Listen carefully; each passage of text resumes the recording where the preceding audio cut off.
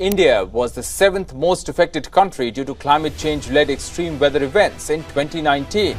Bharat climate change की तरफ action लेने में सबसे आगे चल रहे देशों में से एक है और इसके कई प्रमाण हमें G20 समिट 2023 के कई रेजोल्यूशंस जैसे ग्लोबल बायोफ्यूल अलायंस के फॉर्म में भी देखने को मिले, जिसका रेलेवेंस भी हम आज के वीडियो में समझेंगे।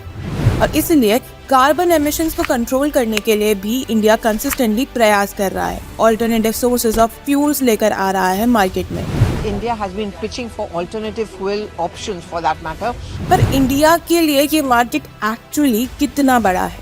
आज भी भारत में 1000 लोगों के ऊपर मात्र 22 व्हीकल्स है, जबकि यूएस में 1000 लोगों के ऊपर करीब 1100 व्हीकल्स है। ये नंबर जापान के केस में 661, रशिया के केस में 400 और चाइना के केस में 270 है।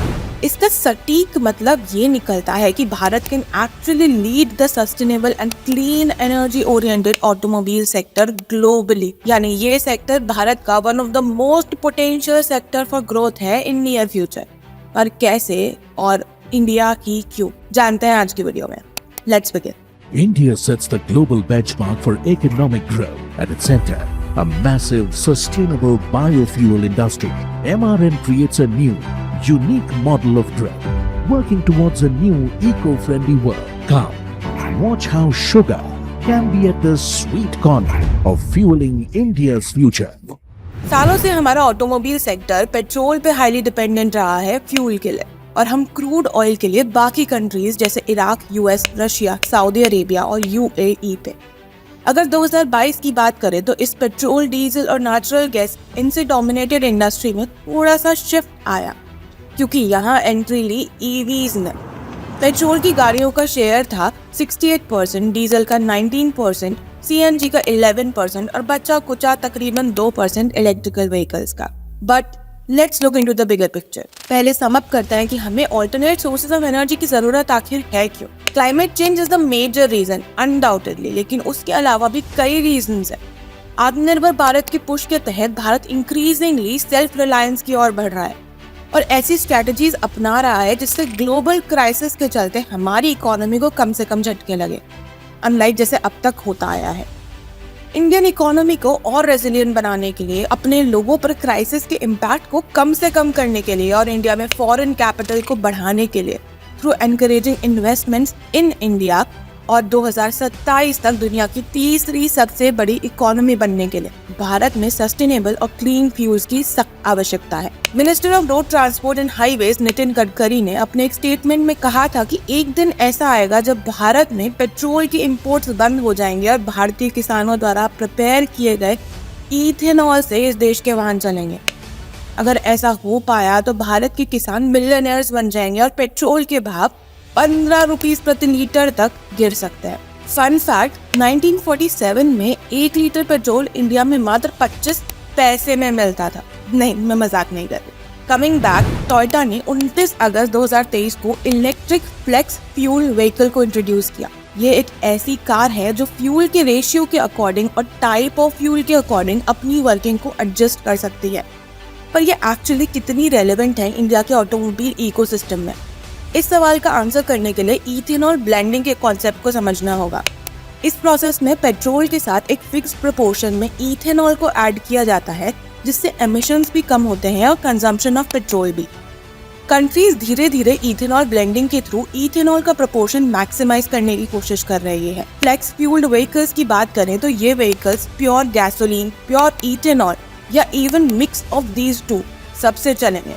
यानी ये कंज्यूमर को एक एज देंगे, चॉइस देंगे कि वो किस टाइप के फ्यूल पर एक ही गाड़ी को चलाना चाहते हैं। इथेनॉल ब्लेंडिंग का मॉडल पहली बार ब्राजील में यूज किया गया था 1975 में। 1973 के ऑयल क्राइसिस के रेस्पॉन्स में, जिसने ब्राजील को 630 मिलियन टन के कार्बन एमिशन से बचाया।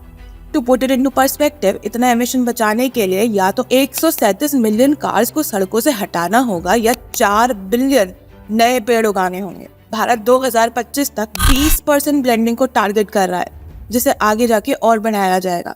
लेकिन अब सवाल आता है, वाई भारत? भारत में कॉटन टेक्सटाइल इंडस्ट्री के बाद शुगर इंडस्ट्री सबसे बड़ी एग्रो बेस्ड इंडस्ट्री है।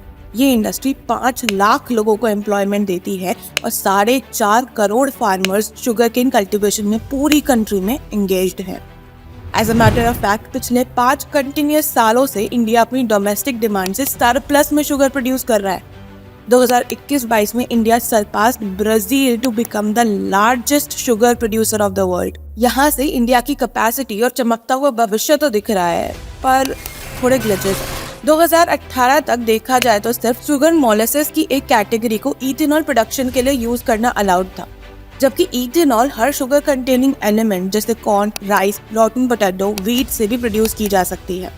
ये रॉ मटेरियल की तंगी एक्चुअली वहाँ करती है जहाँ 25,000 टन फूड ग्रेन्स वेस्ट हो रहे हैं। नेशनल पॉलिसी ऑफ बायोफ्यूल्स के थ्रू इस चीज को एड्रेस किया गया और बहुत सारे मटेरियल्स को इथेनॉल प्रोडक्शन के लिए अलाउ किया गया, लेकिन यहाँ एक कमेटी का अप्रूवल कंपलसरी कर दिया गया अंडर गिवन कंडीशंस, जिसकी वजह से नियरली हर सरकारी काम की तरह यहाँ भी हमें डिलेज होते रहे इम्प्लीमेंटेशन में। इन शॉर्ट पॉलिसी बन तो गई बट प्रॉब्लम अभी भी पूरी तरह एड्रेस नहीं हो पाई and we still lack feedstock to produce ethanol. और इसके ऊपर 20% की ब्लेंड रेट को इंडिया में अचीव करने के लिए 1/10 of net sown area Bharat का सिर्फ इस पर्पस के लिए डाइवर्ट करना पड़ेगा। Coming to the next challenge, क्या आपको पता है कि इंडिया का 70% इरिगेशन वाटर मात्र शुगर केन और पैडी को प्रोड्यूस करने के लिए यूज होता है।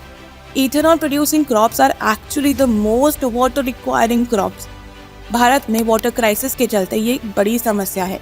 1 लीटर इथेनॉल को प्रोड्यूस करने में एक्चुअली 2860 लीटर पानी की जरूरत होती है। और चलो इसको भी साइड में रखो तो भारत के किसान रेनफॉल पर हाईली डिपेंडेंट रहते हैं इरिगेशन के लिए, यानी मॉनसून थोड़ा सा बिगड़ा और यहाँ इथेनॉल के प्राइसेस बढ़े।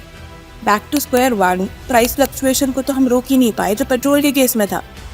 तीसरे चैलेंज की बात करें तो वो है इंडिया की लिमिटेड इथेनॉल डिस्टिलेशन कैपेसिटी, जिसके लिए भी सरकार ने अच्छा खासा इंसेंटिव लोगों को प्रोवाइड कर रखा है सबवर्टेड इंटरेस्ट रेट्स की फॉर्म में लोन्स के ऊपर, लेकिन ये इतना इफेक्टिव नहीं है। इसका एक और कारण है द चैलेंज ऑफ डिमांड। जैसे तैसे इथेनॉल ब्लेंडेड फ्यूल्स मार्केट में उतर भी जाए तो उन्हें यूज कौन करेगा। टेक्निकली ये व्हीकल्स कन्वेंशनल व्हीकल्स से ज्यादा महंगे होंगे, इनके इंजन्स को अलग तरह से मैन्युफैक्चर करना पड़ेगा और एग्जिस्टिंग ऑटोमोबाइल्स की फ्यूल एफिशिएंसी में भी डिक्रीज होने की बहुत चांसेस है। इसी के साथ ईवी के साथ इथेनॉल ब्लेंडिंग को बैलेंस करना भी एक चैलेंज है। अगर इन चैलेंजेस को हम किसी तरह से स्मार्ट टेक्नोलॉजी और स्ट्रैटेजी के साथ कॉम्बैट कर पाए तो it will be a master stroke for India. और इसी को मद्देनजर रखते हुए G20 समिट में फॉर्म किया गया है ग्लोबल बायोफ्यूल अलायंस। इसके मेंबर्स यूएस और Brazil along with India ethanol का 85% ग्लोबल प्रोडक्शन और 81% इथेनॉल कंजम्पशन को रिप्रेजेंट करते हैं। और इसी के साथ इस अलायंस के थ्रू R&D पे काम करके इथेनॉल ब्लेंडिंग से जुड़े चैलेंजेस को बेटर टैकल किया जाएगा और एक हायर लेवल पे टैकल किया जाएगा, जिसकी डिमांड को और मार्केट को ग्लोबली एक्सपेंड किया जा सकता है और OPEC अलायंस की फ्यूल मोनोपोली को एक बेहतरीन टक्कर दी जा सकती है। We belong to the land of Chanakya and with the right roadmap, we've got this. What do you think? अगर वीडियो पसंद आई हो तो do subscribe to the channel and hit the like button. Share the video and feedback in the comment section. Thanks for watching. जय हिंद।